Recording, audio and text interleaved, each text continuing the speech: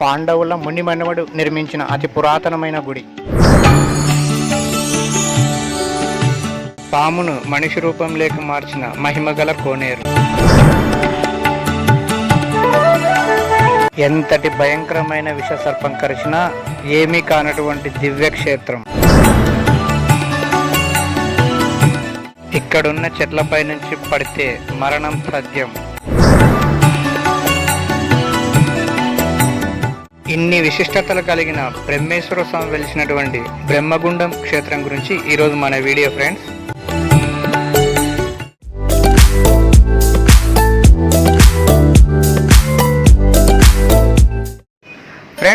మనము బ్రహ్మగుండానికి బయలుదేరాము. మనం బ్రహ్మగుండానికి చేరుకోవాలంటే మొదట డోర్ నుంచి కర్నూలు వే రూట్లో వెల్లుర్తి అనే ఊరు వస్తుంది. చూడండి, వెల్లుర్తి వచ్చింది. ఈ వెల్లుర్తి దగ్గర హైవే రోడ్డుకి అనుకొని కొత్తగా ఆంజనేయ స్వామి విగ్రహాన్ని ప్రతిష్ఠించారు. చూడండి ఎంత బాగుందో. వెల్లుర్తి నుంచి రామల్లకోట గ్రామానికి వెళ్ళే రూట్లో 6 కిలోమీటర్ల దూరం పోతే బ్రహ్మగుండం క్షేత్రానికి చేరుకోవచ్చు. మనం వచ్చేసాము. ఇక్కడికి చేరుకున్నాక మొదట మనకు ఒక ఆర్చ్ దర్శనమిస్తుంది. ఈ ఆర్చ్లో శివపార్వతులతో పాటు వినాయకుడు కూడా మనల్ని ఆశీర్వదిస్తున్నట్లు దర్శనమిస్తారు. ఇంకా గుడి దగ్గరికి వెళ్దాం పదండి. గుడి దగ్గరికి చేరుకోగానే శ్రీ కామేశ్వరి సహిత బ్రహ్మేశ్వర స్వామి దేవస్థానం అని మనకు ఒక బోర్డు దర్శనమిస్తుంది. గుడికి ఎదురుగా ఒక నందిని ప్రతిష్ఠించారు. ఈ నంది విగ్రహానికి చుట్టూ గ్రిల్లు ఏర్పాటు చేశారు. చూడండి, చిన్న నంది విగ్రహం ఎంత బాగుందో. నంది విగ్రహాన్ని దర్శించుకున్న తర్వాత మనం గుడిలోకి వెళ్దాం పదండి. గుడిలోకి వెళ్ళడానికి ముందు మనకు మొదట ఒక మండపం కనిపిస్తుంది. మండపం దాటి లోపలికి వెళ్ళగానే స్వామివారి గర్భగుడికి ఎదురుగా బంగారు వర్ణంలో మెరుస్తూ ఒక పెద్ద ధ్వజస్తంభం కనిపిస్తుంది.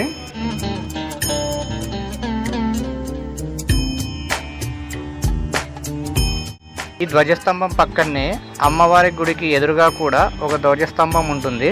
చూడండి, స్వామివారి దర్శనం కోసం వెళ్తే గుడి లాక్ చేసేసారు. ఉదయం 10 గంటలకల్లా లాక్ చేసేస్తారంట. ఇప్పుడు సాయంత్రం దాదాపు 4 అయింది టైము. కాబట్టి బయట నుంచే మనం దర్శనం చేసుకుందాము. ఈ లింగమే జనమేజయుడు ప్రతిష్ఠించినటువంటి బ్రహ్మేశ్వర స్వామి లింగం. అందరూ దర్శించుకొని తరించండి.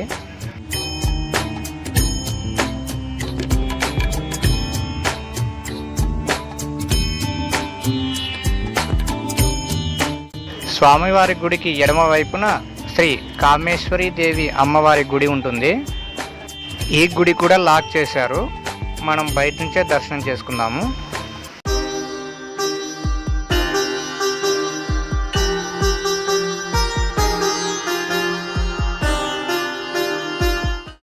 ఫ్రెండ్స్, అమ్మవారిని దర్శించుకున్నాం కదా. ఇప్పుడు అమ్మవారి గుడికి ఎడమ వైపు ఉన్నటువంటి నవగ్రహాలు ఉంటాయి, వాటిని కూడా దర్శించుకుందాం పదండి.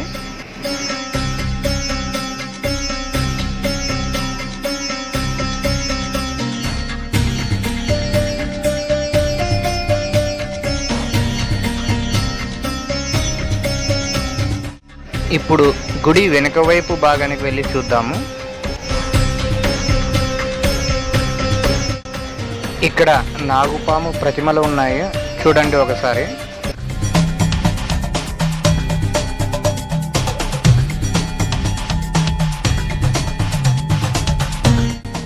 ఈ క్షేత్రం స్థల ప్రాణం తెలుసుకుంటే పాండవుల మునిమనుమడు అయినటువంటి పరీక్షిత్ మహారాజు ఋషి శాపం వలన తక్షకుడు అనే పాము కాటికి గురై మరణిస్తాడు. ఈ విషయం తెలుసుకున్నటువంటి పరీక్షిత్ మహారాజు కుమారుడైనటువంటి జనమేజయ మహారాజు పాముల మీద కోపంతో సర్పయాగం చేసి కొన్ని లక్షల సర్పాలను అగ్నికి ఆహుతి చేస్తాడు. అప్పుడు సర్పాలన్నీ వెళ్ళి దేవతలను వేడుకొనగా దేవతలు వచ్చి జనమేజయ మహారాజుని శాంతింపజేస్తారు. ఈ సర్పయాగం వలన కొన్ని లక్షల పాములను చంపడం వల్ల సర్పదోషం పట్టుకున్నటువంటి జనమేజయ మహారాజుకి కుష్టివ్యాధి వస్తుంది. ఈ కుష్టివ్యాధి నివారణ నిమిత్తం భారతదేశంలో 108 లింగాలను ప్రతిష్ఠించాలని దేవతలు చెప్తారు. అప్పుడు జనమేజయ మహారాజు ఇక్కడ బ్రహ్మేశ్వర స్వామి లింగాన్ని ప్రతిష్ఠించాడు. ఆ విధంగా ఇక్కడ బ్రహ్మగుండ క్షేత్రం ఏర్పడింది.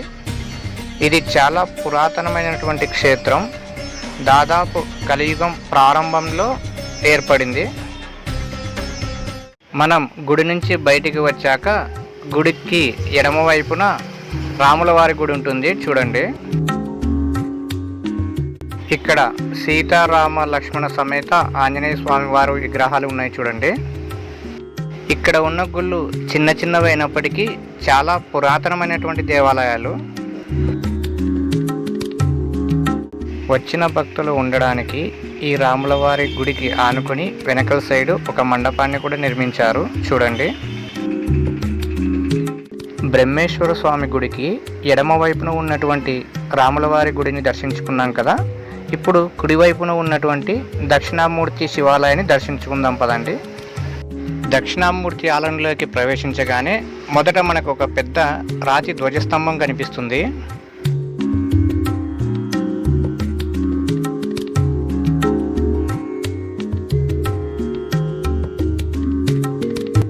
ఇప్పుడు దక్షిణామూర్తి స్వామివారిని దర్శనం చేసుకుందాం పదండి.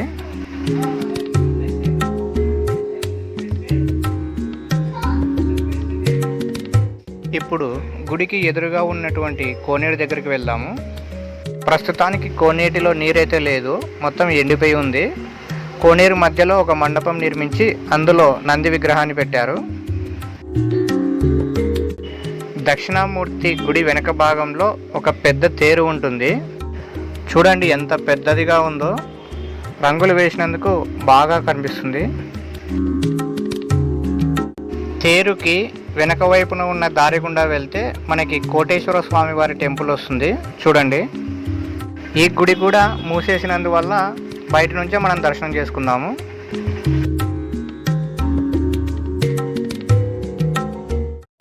ఫ్రెండ్స్, ఇప్పుడు మనము బ్రహ్మగుండం క్షేత్రంలో విశిష్టమైన ఒక కోనేరు దగ్గరికి వెళ్తున్నాము.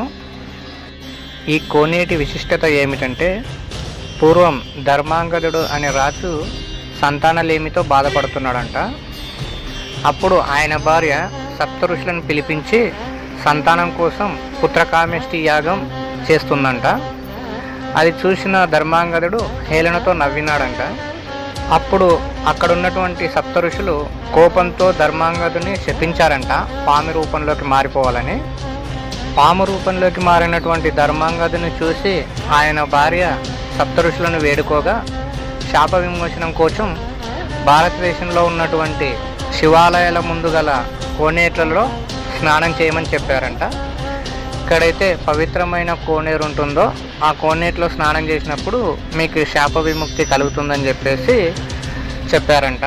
అప్పుడు సర్పరూపంలో ఉన్నటువంటి ధర్మాంగదుని ఒక బుట్టలో పెట్టుకొని ఆయన భార్య భారతదేశంలో గల శివాలయాలన్నిటి ముందు ఉన్నటువంటి కోనేట్లలో స్నానం చేయడం జరిగిందంట.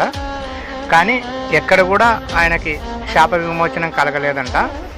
చివరకు బ్రహ్మగుండేశ్వర స్వామి టెంపుల్ దగ్గరకు వచ్చినప్పుడు ఇక్కడ ఉన్నటువంటి పుష్కరిణిలో స్నానం చేయగా ఆయనకి శాప విమోచనం కలిగి మనిషి రూపంలోకి మారాడంట. ఇదే ఫ్రెండ్స్ ఆ పుష్కరిణి. శాప విమోచనం తర్వాత భార్యాభర్తలు ఇద్దరు వెళ్ళి బ్రహ్మగుండేశ్వర స్వామిని దర్శించుకొని తిరిగి వాళ్ళ రాజ్యానికి వెళ్ళిపోయారంట. ఫ్రెండ్స్, ఈ కోనేటికి ఉన్నటువంటి చరిత్ర. శాప విమోచనం పొందినటువంటి ధర్మాంగదుడి విగ్రహాన్ని ఇక్కడ మనం చూడవచ్చు ఫ్రెండ్స్.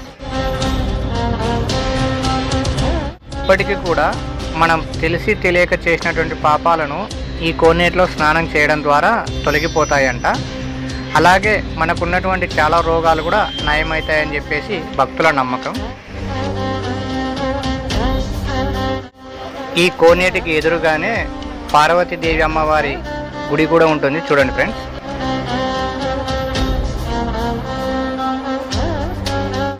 ఈ బ్రహ్మగుండం క్షేత్రానికి ఒక శాపం కూడా ఉంది ఫ్రెండ్స్. అదేమిటంటే, శాప విమోచనం కోసం కోనేటిలో ఉన్నటువంటి రాజుని రాజుభార్యని ఒక వ్యక్తి చెట్టుపై నుంచి చూసి అపార్థం చేసుకున్నాడంట. అది గమనించినటువంటి రాజుభార్య శాపం ఇచ్చిందంట.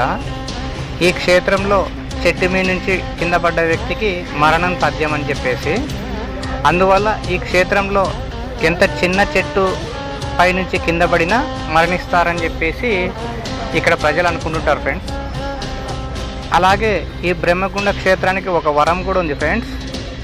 ఈ బ్రహ్మగుండ క్షేత్రంలో ఎంతటి విషసర్పం కరిచినా మనుషులకు ప్రాణహాని ఉండదంట ఫ్రెండ్స్. అదొక వరం. ఇది ఫ్రెండ్స్ ఇవాల్టి వీడియో. ఈ వీడియో నచ్చిందనే అనుకుంటున్నాను. వీడియో నచ్చితే లైక్ చేయండి, షేర్ చేయండి. అలాగే ఈ వీడియోలో ఏమైనా మిస్టేక్స్ ఉంటే కామెంట్ రూపంలో తెలియజేయండి. ఇలాంటి మరిన్ని వీడియోస్ కోసం మన ఛానల్ని సబ్స్క్రైబ్ చేసుకోండి. మరో మంచి వీడియోతో మరోసారి కలుద్దాం. అంతవరకు సెలవు. బాయ్.